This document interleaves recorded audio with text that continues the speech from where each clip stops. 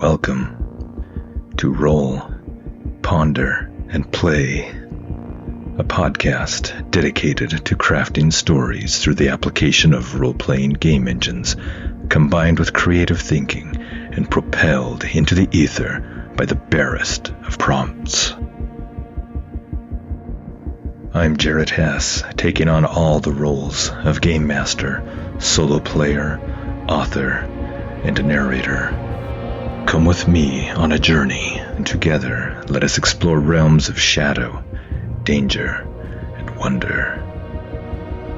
One role can decide the fate of many things.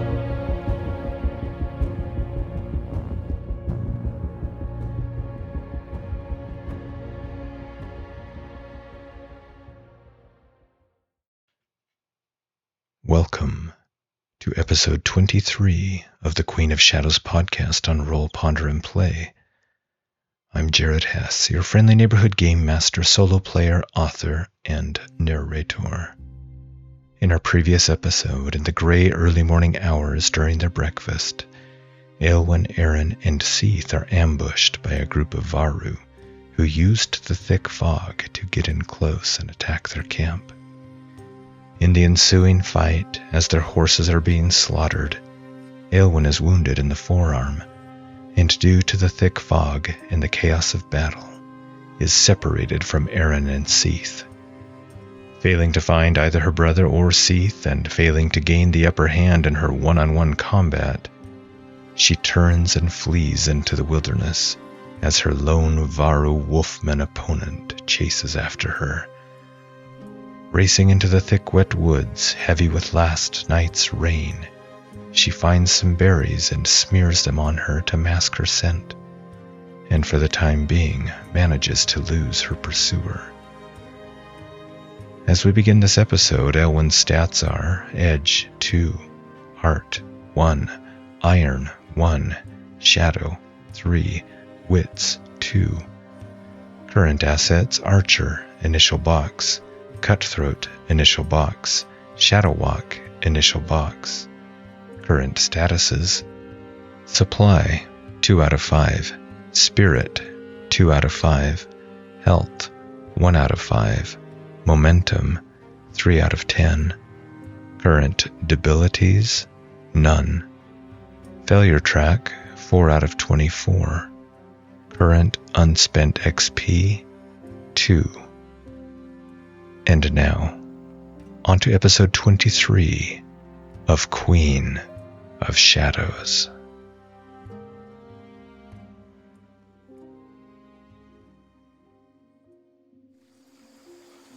The fog had ended, and now a frigid breeze blew droplets of rain from leaves onto Eilwen's damp hair. In the afternoon light, she knelt by a swollen branch of the river, in the long, damp grass by the bank, and took a long drink. The main river followed the road, but this branch had turned southeast, deeper into the woods. Scratch hissed at her when she dropped the pack down with a thump, and his head peeked out under the leather flap, looking at her with indignant eyes.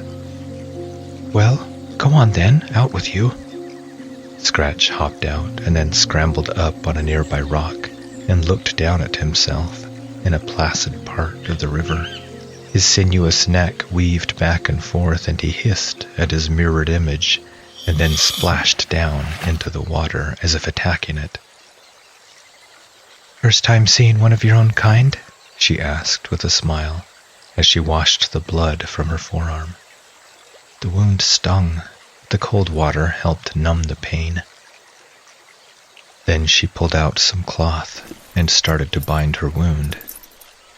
She looked at her own reflection and saw her dark eyes, and touched her long braid, and saw features of her mother in her own face.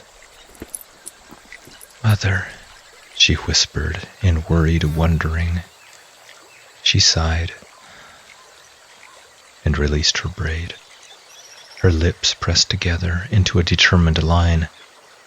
She would find out the truth. Okay, this is her heal move, and I am rolling plus wits. I rolled a 6 on the action dice. +2 for her wits is an 8 against a 9 and an 8 on the challenge dice for yet another miss. Oh man, she cannot catch a break. And that was as good as she could have rolled too. Okay, anyway, on the bright side, one more on the failure chart, so 5 out of 24. Eilwen wound the bandage around her arm and heard rustling. She spun, heart thumping, but saw only Scratch getting into the supplies. You! No, that's my food! She dropped her bandage and rushed for the bag, but it was too late. He had torn open the package of dried meat and had devoured it in a single gulp. Okay, so this is -1 supplies. This is the pay the price for her miss that she just had. Supplies are now 2 out of 5. Bad bird, lizard, vulture, whatever you are. She pointed a finger at him. He cocked his head as if considering it a snack and snapped at it. She jerked it away. No! She shoved him with her foot, and he hissed and then tackled her foot, gnawing at her boot's leather laces. Knights beneath, did he want to play? Get off, she said, smiling, but frustrated too. You are a handful, she said, and with some difficulty managed to extricate her leg. She flicked his snout, and he hissed and snapped again and backed away. Now stay, she said firmly. Scratch sat back on his haunches and cocked his head, his dark eyes regarding her with liquid pools. She wanted to find her brother, but for the moment she felt glad that Aron wasn't here to see all this. He would have had something infuriating to say. I'll find you, she whispered to the wind. And you'll see, Scratch will come in handy. Someday. I hope. She grumbled and fingered the torn food bag. Scratch hopped away and then tackled a dragonfly that buzzed near the river. Idiot wyvern, she muttered, but had to smile at his backside, moving back and forth cat-like as it hunted, intently watching the insect. Then Scratch leaped atop a rock and spread his own small wings and began flapping them before nosediving into the dirt. Eilwen chuckled. Those wings aren't fully grown yet. Don't try jumping off any cliffs. Scratch looked about himself, nose in the air, and then tracked the dragonfly again. After a moment of stealthy hunting, it attacked, gulping down the bug. It looked back at her with obvious pride, a tongue snaking in and out. Don't get cocky, she gave a small laugh. It's just a bug. She continued to tend to her wounds. Okay, this is another heal move, because we really need to heal up, and we need to do better than last time. Okay, I rolled a 5 on the action dice, +2 is a 7, against a 2 and a 6 on the challenge dice for, yay, a strong hit. She gets 2 health back. Health is now 3 out of 5. The sun eventually came out, and the wind became a brisk breeze. She set her clothes out to dry on a rock, then bathed in the river, washing free the dirt, grime, and blood. Scratch curled up on a rock and watched her, an unreadable expression on his face. Then he yawned, his forked tongue wagging red, rows of sharp teeth glinting in the sun. With a contented sigh, he closed his eyes and fell asleep, snoring gently. Eilwen pulled on her leather clothing again, rebraided her hair, then reapplied the bandages to her wound, and even dozed off for a brief nap. Okay, this is heal move again for the third time. I'm rolling 5 on the action dice, +2 is a 7 against a 5 and a 10 for a weak hit. She gets 2 health back, but suffers -1 supply, so health is now back up to 5 out of 5, but supply is quickly dwindling down to 1 out of 5. The early afternoon sun had gone behind a bank of clouds. Her arm still stung, but not nearly as bad as it had. She looked at her bag of supplies. Between herself and Scratch, their food was running low. She sighed and sat up. Wake up, Scratch. Back in the pack, she said and pointed. Does Scratch go back in the pack? 50-50 chance. I rolled a 6 and got a yes, but but not without some effort on her part. He came, but then looked at the pack, and then sat down in front of it and looked up at her, hissing. "What?" The creature hissed again, and then darted to the left, around her legs, and then halfway up a tree. He really could move quickly. "Yes, you are amazing. Now stop showing off." He leaped from the tree at her, and she yelped, leaping out of the way. It hissed at her, snapping at her. "Now is not the time," she said, laughing. "Into the bag, now." It licked her face, and then sniffed at the meat bag. "You already ate your share." It hissed, and then gave her... Was that a sad face? "Harold's beneath," she whispered. "Just get in the bag, and I'll give you a small snack, okay?" It hissed at her as it entered head first, then turned inside the bag, and his bony head peeked out once more, expression unreadable, watching her face with his intense gaze. "Good." She tossed him the snack, and it caught it in the air the moment it left her fingers. She felt the warmth of his breath. "Finally," she said, and shouldered her pack and picked up her belongings. "Soon you'll be the terror of the lowlands." She started looking for tracks of some game she could bring down. "And I hope on my mother's grave that I can find this Penry who Seith mentioned, before you do any real damage."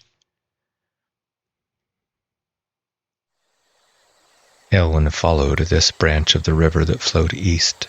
She found some fresh droppings of a deer, and climbed atop a ledge downwind from the droppings that offered a height advantage. It also obscured her from view from below as long as she kept a low profile.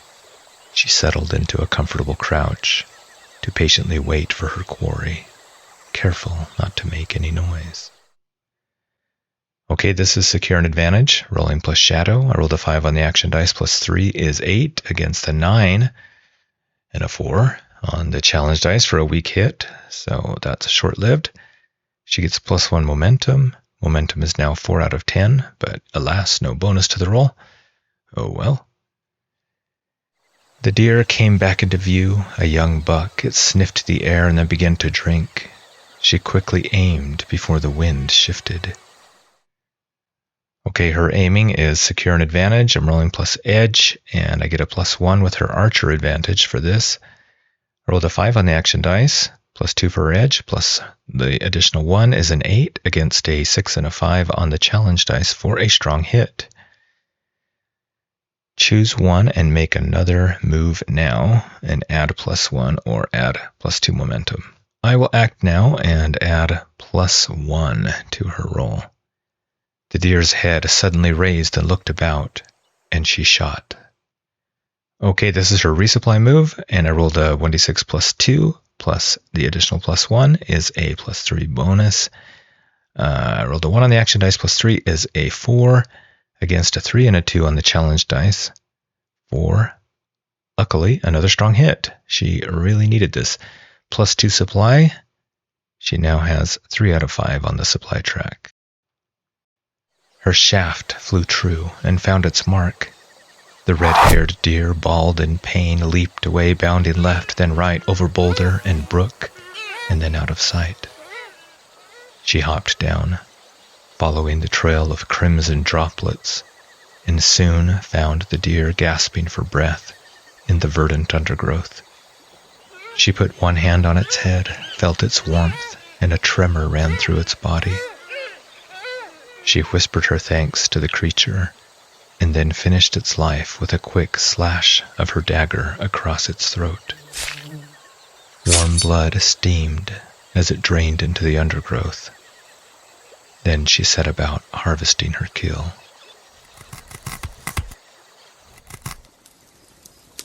After harvesting its meat, darkness had set in, and she settled in to make camp, cooking the meat in a sheltered fire between 3 large moss-covered boulders.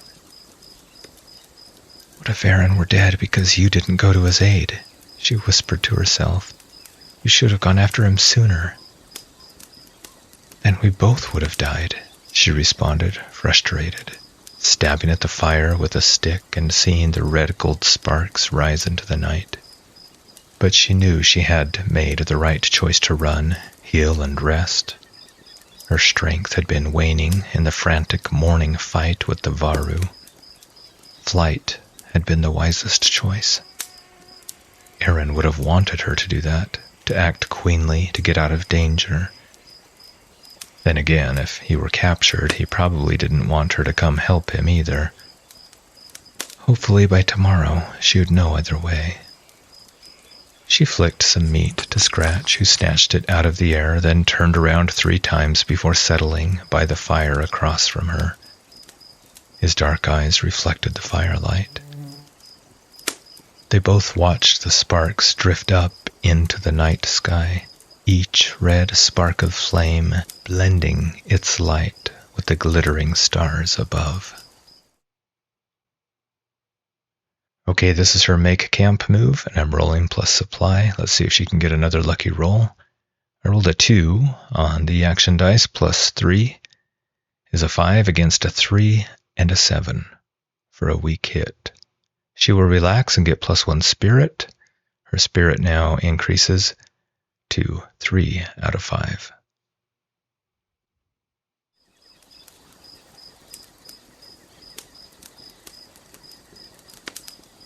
After some time, Scratch shuffled closer and closer to her, and then lay down again, staring into the fire, looking at her and then staring back to the fire. He repeated this motion until eventually he sat beside her, his head resting on her thigh, his dark eyes looking up into hers. "All right, come on," she said with a smile, and heaved his bulk into her lap. He shifted and nestled into her body heat and gave a contented rumble as his head drifted down onto her calf to stare into the flickering golden flames of the fire.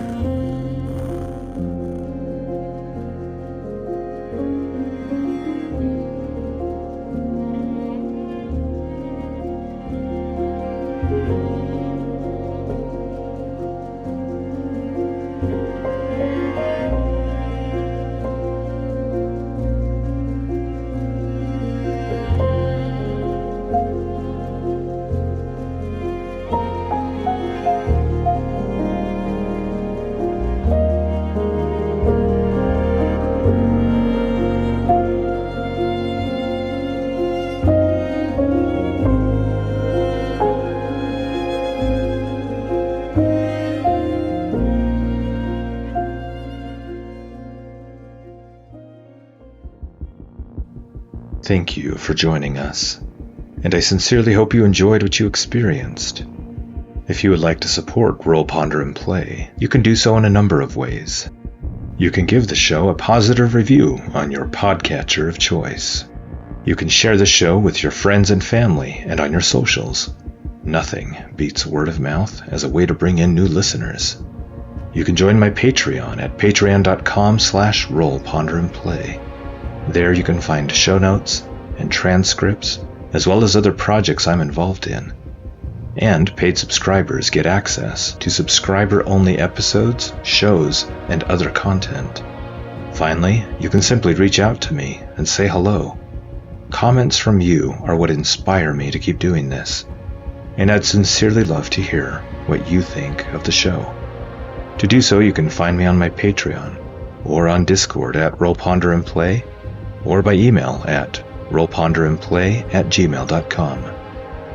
Until we meet again on Roll, Ponder, and Play, may your own dice rolls ever bring you success.